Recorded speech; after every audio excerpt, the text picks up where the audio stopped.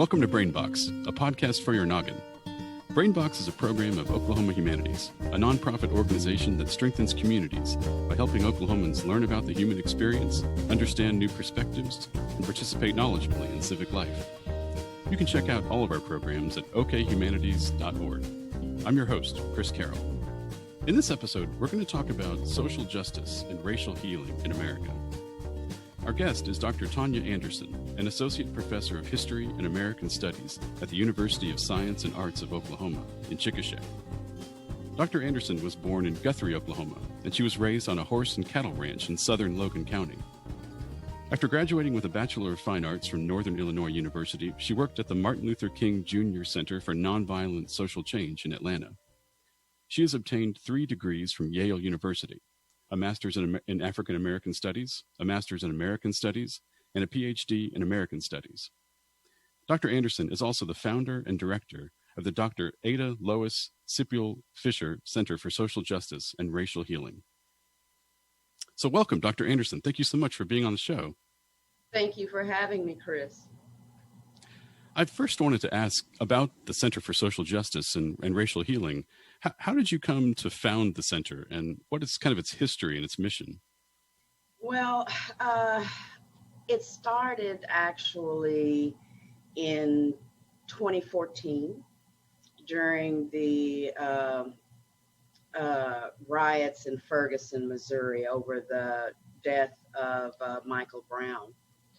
And that summer, I was teaching a class on race and progressive era reform. And at that time, we were talking about lynching and different race leaders who attempted to address that, like Ida B. Wells, certainly W.E.B. Du Bois. And one day, in the middle of lecture, I noticed that my students, most of them were just kind of, I don't know, they had a weird kind of paralyzed look on their faces. And so I stopped and I asked them, I said, okay, what's wrong with you guys? And one student spoke up and she said, Dr. Anderson, we're reading about material that took place 100 years ago. But at the same time, we're experiencing the very same thing today. And, we need to do something, and what can we do? And so that struck me profoundly about what can we do to help the general public make connection between past and present. And the outcome of that, we put together a panel on race, and I talked to my vice president for academic affairs at that time. And so she was aware of my interest. And actually, a couple of years later, she forwarded a grant to me. And it was grant from the Kellogg Foundation about truth in healing and justice. So we applied for it. I had a 10-day turnaround and I completed the grant. Oh, wow. But we had a technical glitch. So we were not able to submit the grant on time. And I told her, I said, Dr. Maxson, I said, if you give me an opportunity, I think I could raise the money to get something started here on campus. And so she gave me the latitude. And from there, that's how the center got started, a failed grant application, but from there, I reached out to Anita Hill and told her of my ideas. I had reached out to Bruce Fisher, who is the son of Ada Lois Sipuel Fisher. And remarkably, everybody was on board. And from there, with Anita Hill agreeing to come down it made all of the difference in the world, because suddenly an international figure agreed to come for free to Oklahoma and help us inaugurate the center, and as a part of a fundraiser, etc. And from that point, we created a foundation. So that is how the center came into being. And with all of the events taking place, it is proven to be not just needed, but especially needed during this particular time in which we live. What is the significance of the center being named after Ada Lois Sipuel Fisher? Well, first and foremost, Chris, Dr. Fisher is one of the most important civil rights figures in Oklahoma. She's known certainly for breaking down segregation in higher education through the lawsuit enacted on her behalf by the NAACP against the University of Oklahoma.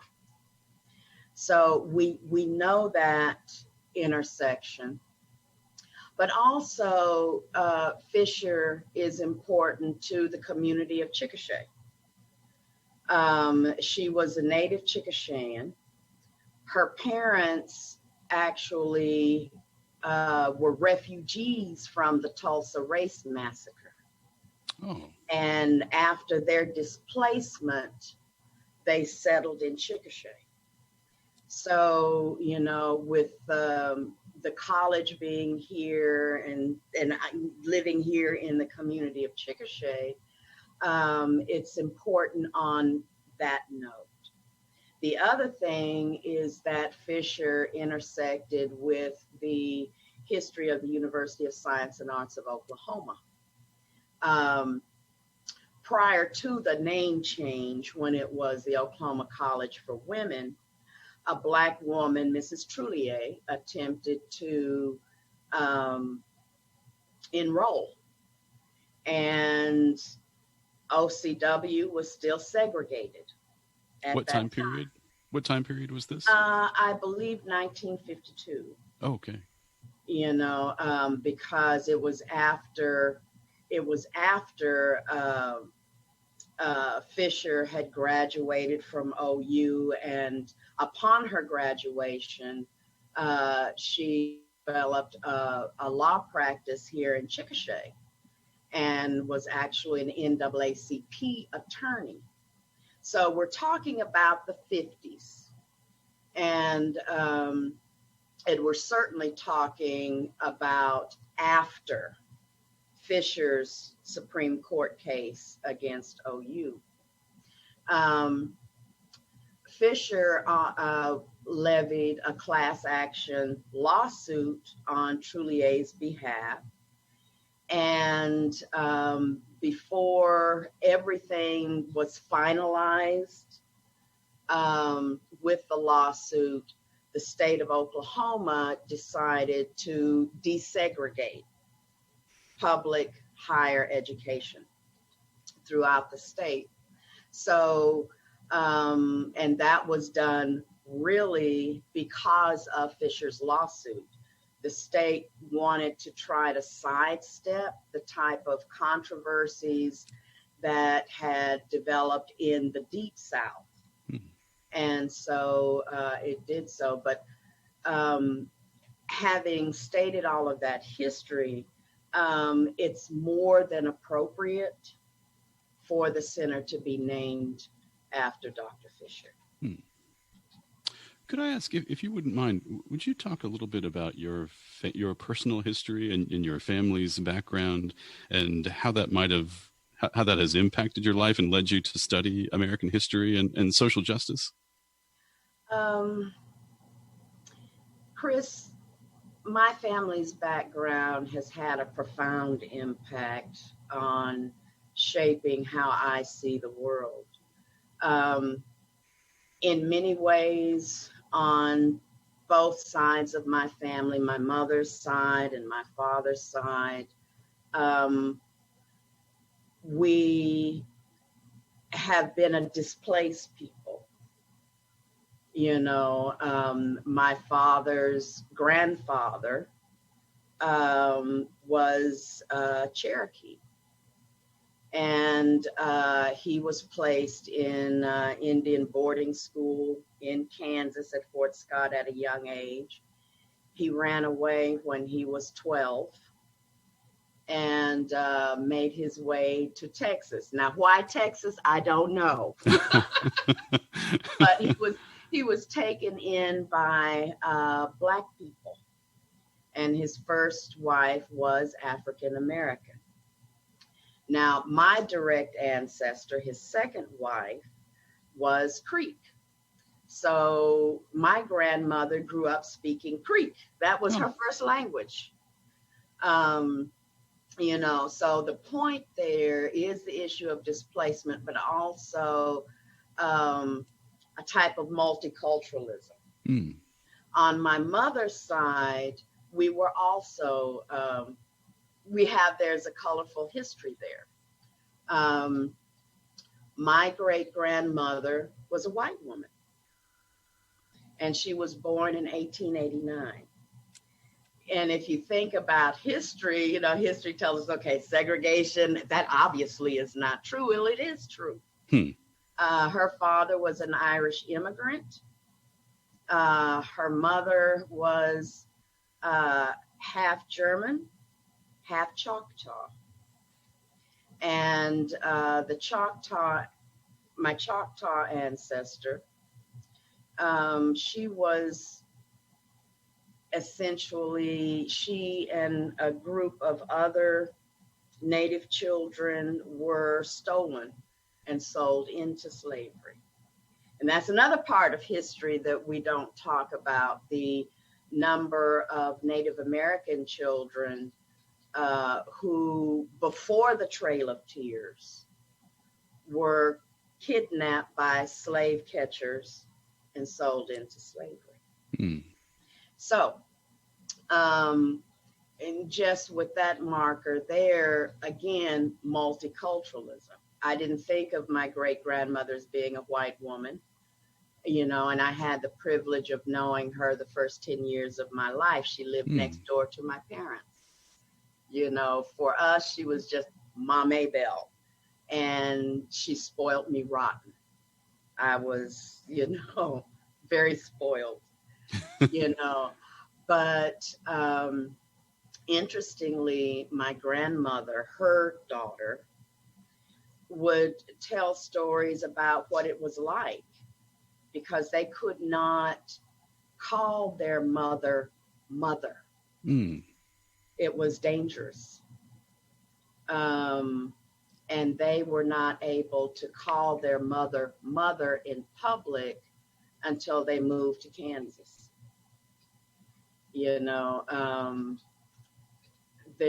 The issue of even being seen in public. This white woman with these Black kids, what's up with that? And, and so it really dawned on me at a young age the toll that racism played, for people during Jim Crow segregation who transgressed against those norms. And they did. My grandfather's grandfather was a German immigrant. He settled in Louisiana. And he is the only white man buried in the colored cemetery in the community where my people settled. When things got too hot in Louisiana, they came to Oklahoma. He and his Black family, hoping for more freedom. Of course, that didn't take place because one of the first laws in the new state of Oklahoma was Jim Crow, segregation. So my orientation stems from that, the different voices and, people of different ethnicities. It's no big thing. For me, that was normal, and it saddens me, it distresses me that after all of these centuries of Black, white, Native American contact, we still have a problem with ethnic and racial differences. Could I ask about your collection of late 19th and early 20th century photographs of African Americans and your research of the stories behind them? I thought that was so fascinating. Yes. That story really began when I was a teenager. And I grew up in my family. Me, my mother, and my grandmother, who was in her late 60s at the time, we were the young ones. So I came from a family of elders, literally of elders. And they were very clannish. They would get together and they would tell stories. So I grew up listening to these different stories about this tiny community of Seward where we would go to church. And even as a child, that community had long declined. You had more remnants of a community there than an active community, except for the two churches where we all would, attend. Oh, is that near Guthrie? It is, yes. It's south of Guthrie. Oh, okay. And, the stories were so very different in my imagination than what was there. And so I wanted to learn more about that history. So when I started out, a lot of the first generation residents were still alive, and I captured their stories. And in the process of recording their stories, they would share with me their photograph albums. And the photograph albums, they'd take out an image, and from there, they would tell the story behind it. And I thought, wow, and that seemed to be a pattern. And as time went by, I inquired more about the photographers who took these photographs. And in this community, there were two photographers, two African-American photographers. One was an itinerant photographer by the name of Fred Younger. His people had settled in the area, but he took photographs, not just of that particular community, but he had traveled as far away as Cuba during the Spanish-American War, taking photographs, and that seriously blows the mind. And so a number of the photographs stem from him. And then the other photographs actually came from my grandmother's camera. She had been given a camera by Helen Severin. Her mother worked for her as a cook in Oklahoma City. And she gave my grandmother this old, well, it wasn't old, it was a Brownie box camera. And that camera kind of became communal property of the residents in this town. Because you have to keep in mind with so many of the African Americans who lived there, they were sharecroppers. during the early part of the 20th century, Seward and just that general area in Oklahoma, they still raised cotton. And so you had a lot of sharecroppers, white and black, but my grandmother's camera became this communal tool that enabled Black people to make their own images of themselves. And if you think about the time period when the common image of a Black person was this negative propaganda, being empowered with the ability to define yourself and your family was incredible. And so over the years, I built upon that research. That's such an amazing story. Thank you for mentioning that. But, and you mentioned the hundreds of years of contact between these racial communities, and the problems that still exist in our culture. How can people start to get an understanding of what you might call systemic structures of oppression? What are some of the key kind of historical events and issues that have led to the perpetuation of these systems? That is a very good question, Chris. First and foremost, I would encourage people to read more history, not the history that's in the common textbooks that we see in high schools and even some that are used in college settings. But over the past, really since the 90s, there has been a plethora of scholarship that looks at the evolution of American jurisprudence as it relates to laws that govern race relations. And we can go back, to 1619, the first Africans that came to North America, to Jamestown. And, the status that they occupied, it's debated depending upon which historian you're looking at. But Dr.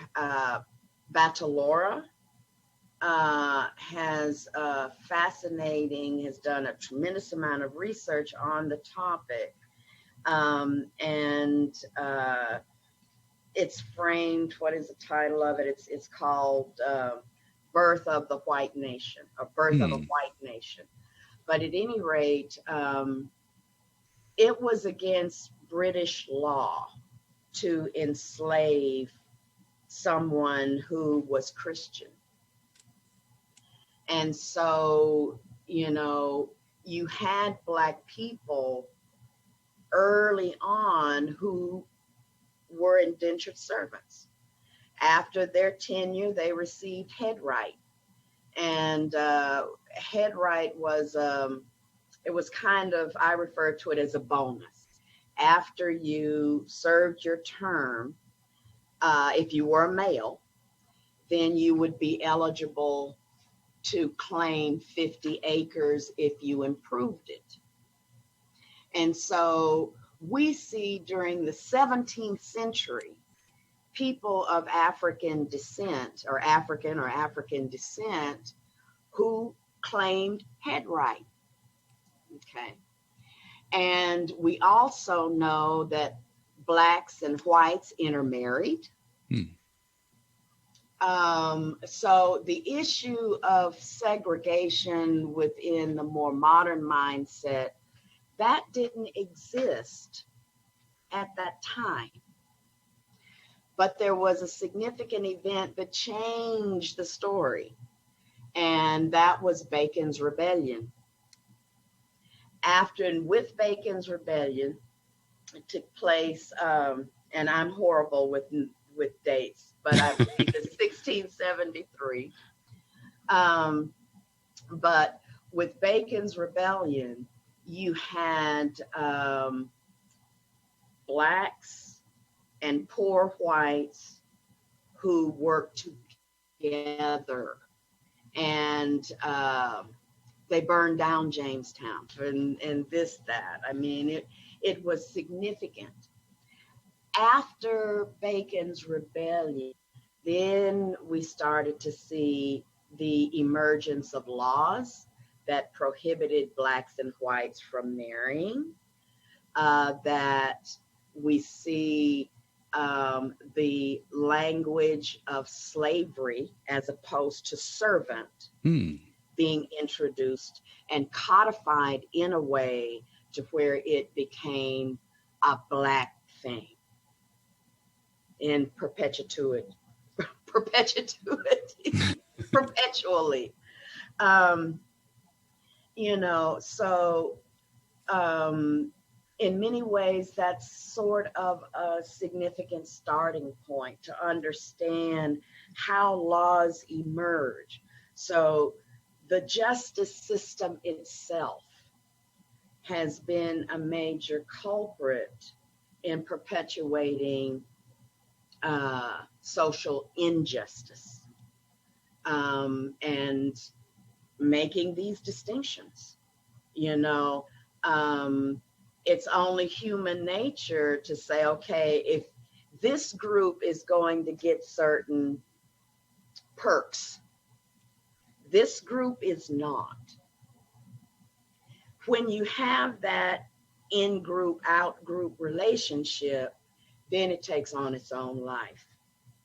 Now, ultimately, the interest served benefited the planter elite, you know. So that's one thing. The other thing is education itself. You know, again, over time, you have brilliant historians who have tunneled past the myth of American history. You know, and their work needs to become more mainstream. And my faith is that the more people understand the truth of the past, then hopefully they will say, oh, wow, a number of us got duped here, you know, and it's time to embrace each other as Americans, not as whites, not as blacks, but as Americans. And through that Americanness, there is a tapestry of diversity through the different ethnic, racial peoples that make up America. Do you see some ways that democratic institutions from the very founding of our country forward have failed to address these issues? The potential maybe is there to address them, but have there been some key moments where there have just been failures?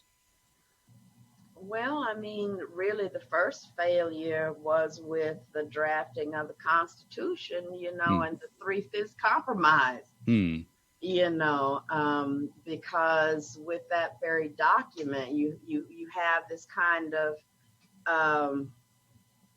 paradox, if you will, where on the one hand, all men are created equal. But, you know, a little bit later, we have, okay, but there are then these others that are just not quite human. And, you know, in many regards, I think the theme of race has been something that has haunted, dogged our history and evolution as a nation. You know, it kind of blows my mind, in spite of what I know, that in the 21st century, we're still dealing with issues of white supremacy and, you know, still in some ways debating who's fully human and who is not. It does feel like the term white supremacy in some ways feels like a term from an earlier era, like it should have been an obsolete term by now. But as you've noted, it's still with us in the news. We're recording this in July of 2020, and the term white supremacy is still very much with us. What are some ways that you think white Americans might perpetuate white supremacy in their everyday lives without maybe even being conscious of it? Well, first of all, Chris, I think we need to understand that white and black are terms that are social constructions. I don't know anything about your ethnicity, but I can guarantee you your ancestors did not come from a country called white. Now, did they? That is true. That is very true. Now, like, unless something recently popped up on the globe someplace, I just can't find this country, but whiteness and blackness are social constructions that really gained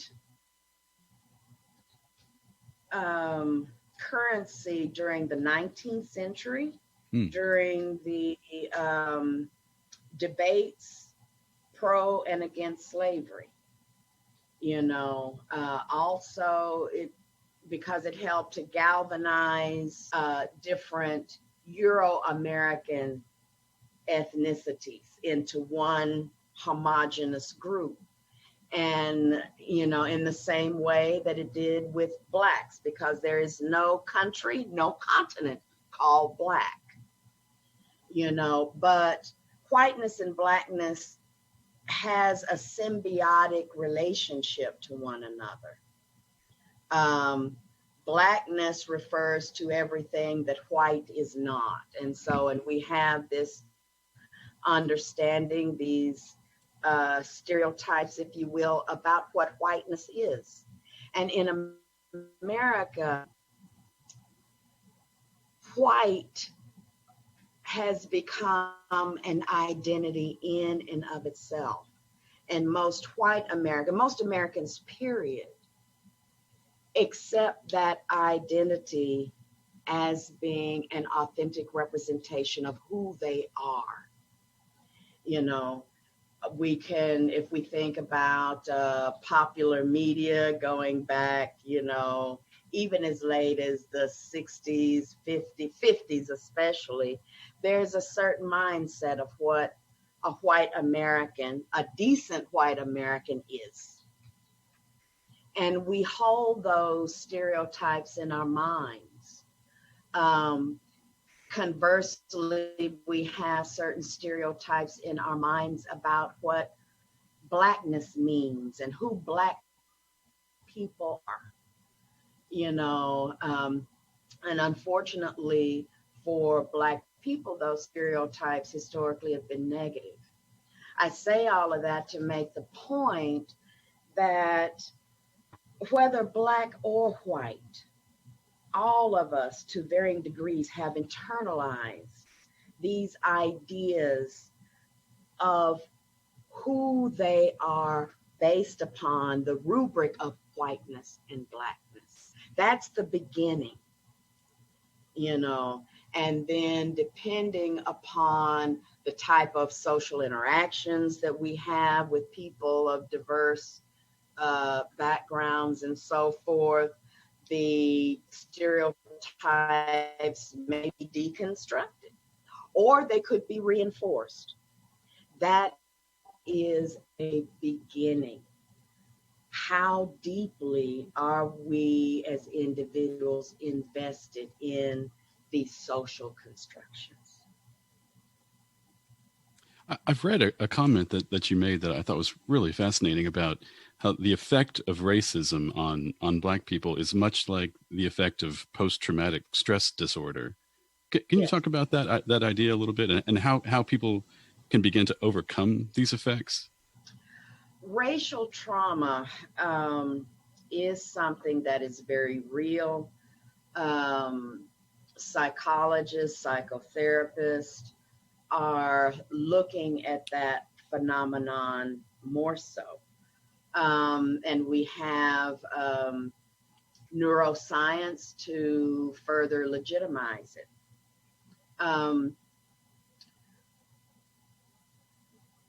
Racism, if you are, I'll say, the victim of racism, racism comes in many different forms. It can come in the form of macroaggressions, a la George Floyd, you know, whether you would want to call that a modern day lynching or what have you. Or it can be microaggressions. But those things create neurological transformations in the brain. Cortisol level rises. Studies even indicate that the trauma and how we deal with trauma can be passed on genetically. So, you know, for me, and I'll give myself, present myself and as an example. My parents, they had a horse and cattle ranch, but they also had a feed store and a grocery store. And as a kid, there was a period, I don't even know how long it was, but it was a sustained period where someone's, a male, would call the house almost always after I got home from school and would say a lot of ugly, racial, inward things. And that traumatized me. And I didn't realize how it traumatized me until I became an adult. But I knew that I had and have to this day a phobia of answering the phone. You know, I do so because that's one of the adult things that you have to do in the modern world. But I still carry that fear. And there are other things that leave scars. And those scars, they shape how one sees the world, how one interacts with others, how one sees oneself. A lot of the diseases that are so prevalent, Black community, hypertension, heart disease, diabetes, those things, there are studies out there that show a correlation. And so it produces very real effects on people, you know, of the victims. It also does on the perpetuators of racism. Because, again, it stimulates that area in the brain that produces cortisol. So if, you know, with racism, there is a component of an underlying fear factor. Think about the couple that pulled the gun out, you know, in front of their home on protesters. You know, it is very, very, very possible, more than likely, that they had real fear. So, you know, with that fear, you have the fight or flight sort of syndrome. You have heightened aggression. You have a diminishment of empathy. So racism is it's a vicious sword that cuts both ways. Could you maybe describe Father Michael Lapsley's workshops that I think that the center helped to bring to Oklahoma last year? I know that they're concerned with addressing racial divides and developing greater empathy and understanding. Could you talk a little bit about Father Michael Lapsley and his work in this regard? Yes. Father Micheaux is a remarkable man. He related to me that when he was placed in South Africa, that he went from being a man to a white man. And that was a very disturbing transformation for him. Was he placed there under apartheid? During the era of apartheid. And he was one of the few white clergy that spoke out against the system. He did not accept the role that was handed out to him in being a good white man, He challenged those things because they went against everything that his own Christian teachings presented to him. It went against his own basic sense of human decency. And he paid a price for that. There was an assassination attempt on his life. And he was a victim of a letter bomb. And, he lost both of his hands and an eye. As during the process of recovery, he said that he did a lot of reflection.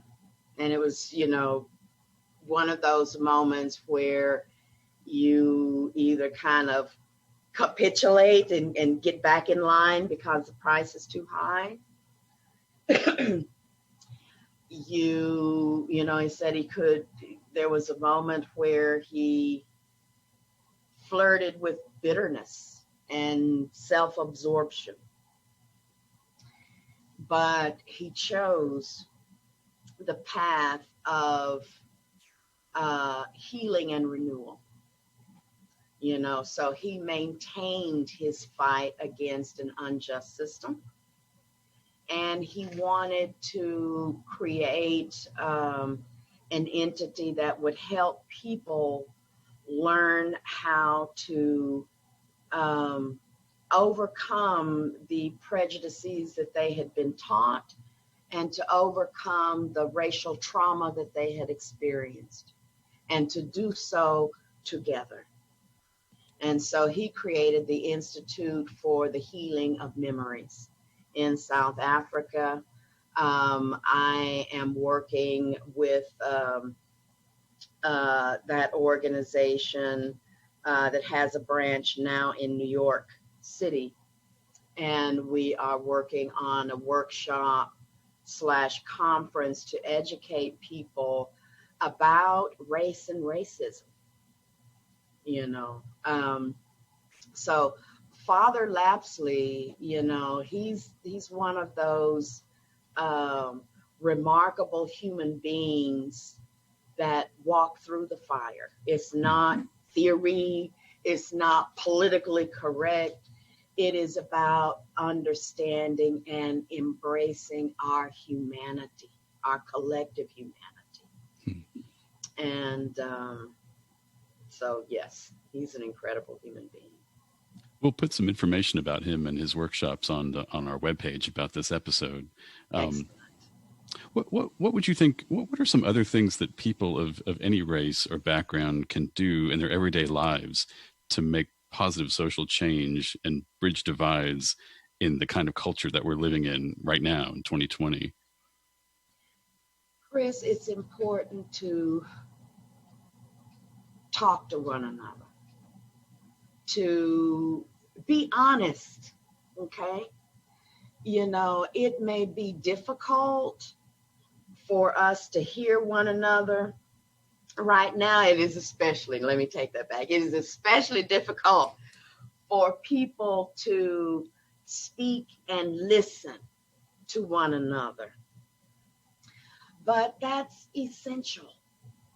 That is so essential, because the more we interact with one another, the more we understand that, okay, maybe the crazy stereotypes that, I may have carried about this particular group, it doesn't mesh, and, during the Korean War, that was the first war in which troops were integrated. And, and then I think with Vietnam, we especially saw it, but, if a person of color saves your life, I don't care what you have been taught, the odds are that you're going to see that person for who he is and look at him with fresh eyes. And, that's the thing. And that's why history is so important, because it's been a tremendous culprit in normalizing racial differences and separation and this, that. And we have to be brave enough to go beyond what we've been taught, what we think we know. The challenges that the world as a whole faces, it's going to take the collective energies of all people to help make the human race sustainable. It's kind of ludicrous to me that we squabble about issues of racial difference, because we have some major problems.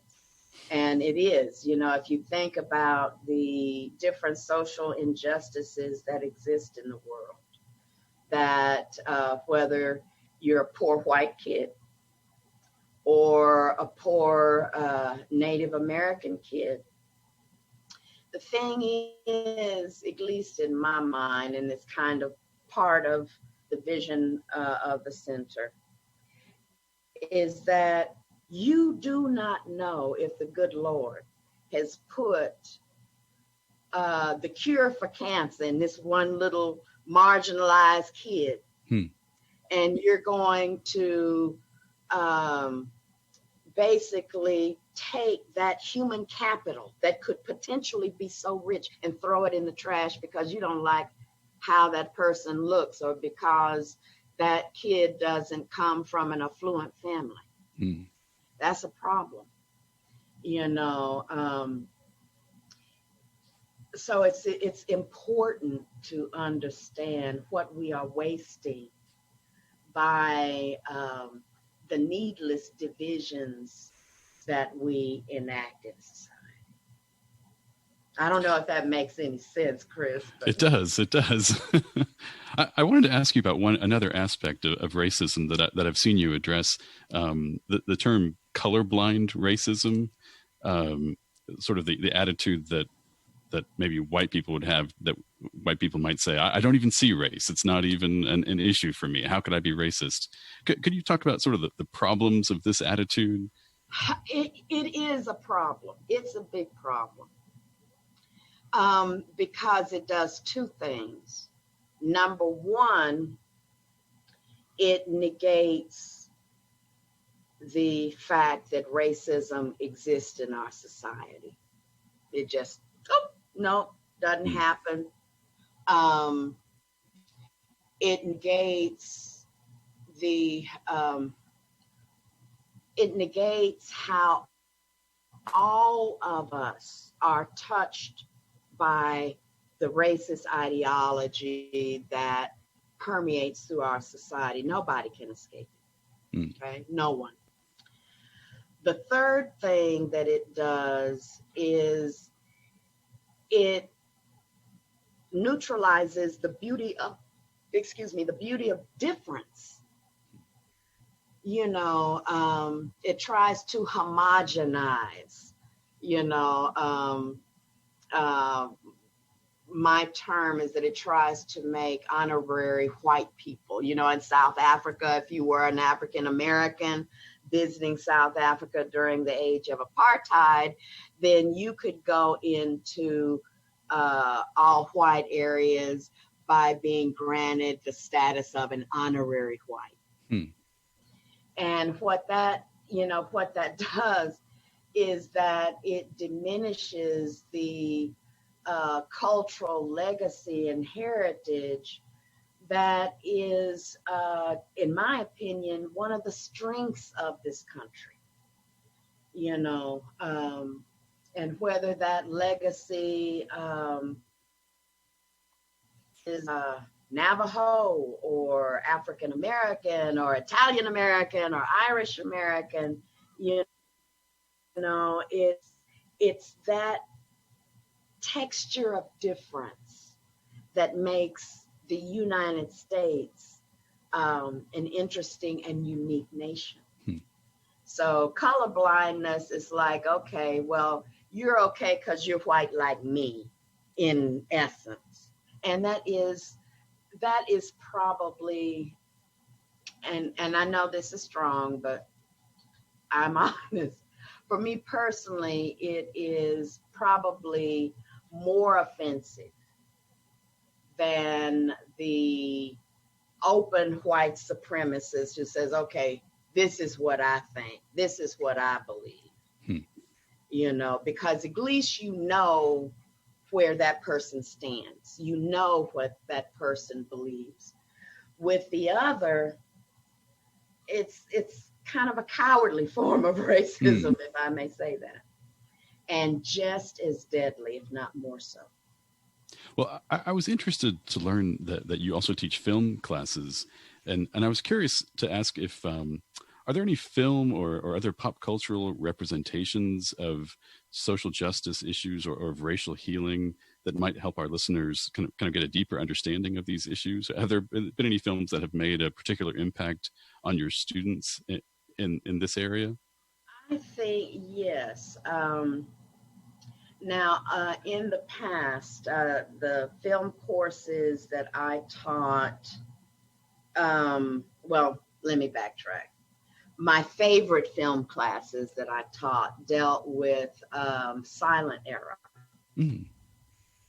And one of the most prolific and important African-American film makers was Oscar Micheaux. Oscar Micheaux, his work, a number of pieces were discovered in the 90s overseas. And there's one film that he made, it's called Within Our Gates. It was actually discovered in Spain under the title of La Negra. But what he did is that it was a response to Birth of a Nation. Oh, wow.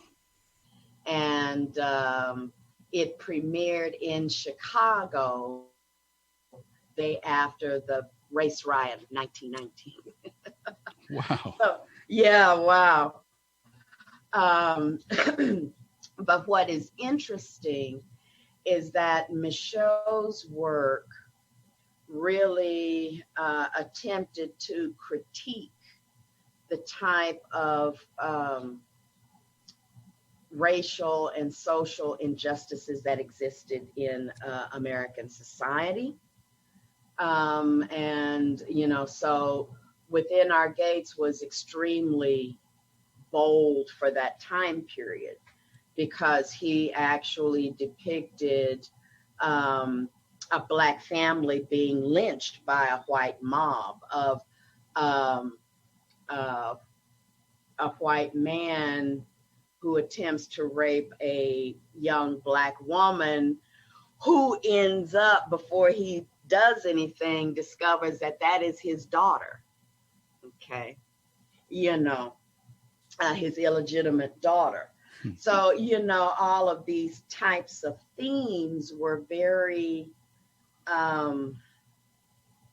cutting edge and raw for the time period. So that's a very important film to look at in context with Birth of a Nation, because Birth of a Nation is still used as a recruiting film by the Ku Klux Klan, even in the 21st century. And he also talked about problems that existed within the African American community. So Body and Soul, 1925, that's an important film where he talks about class differences. So his protagonist is this working class woman, who takes in laundry and does all of this stuff to try to put together enough money so that when her daughter is old enough to marry, she has a start in life, and that occurred at a time when the positive propaganda by figures like Du Bois and so forth forwarded this idea of the middle or upper class Black. And that is the ideal. And Micheaux is like, no, that does not represent the gamut of Black life. And there's dignity in these people. So that's an important, he's important when you look at John Singleton's work, when you look at Spike Lee's work, Julie Dash. It's their ancestor is Oscar Micheaux. Wow, fascinating. Thank you for mentioning that. We'll put some information about him and his films on our webpage about this episode. And thank you so much, Dr. Anderson, for being here with us on this episode. I wanted to ask, are there any projects that you and the center are currently working on that you'd like to mention to our listeners? Yes, we're working on developing a workshop/conference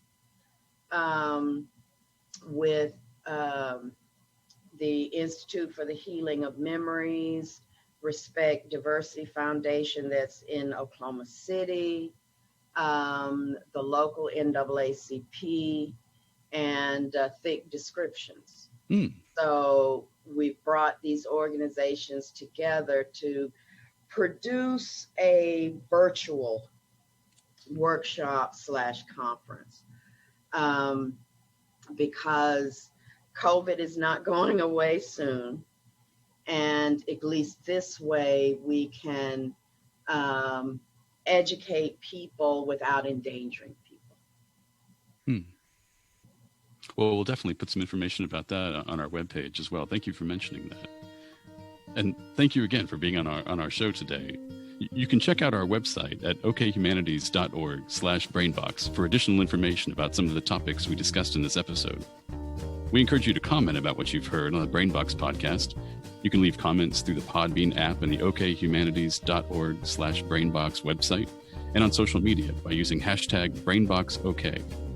Please give us a rating, and you can also email comments and ideas for future episodes to us at brainbox@okhumanities.org.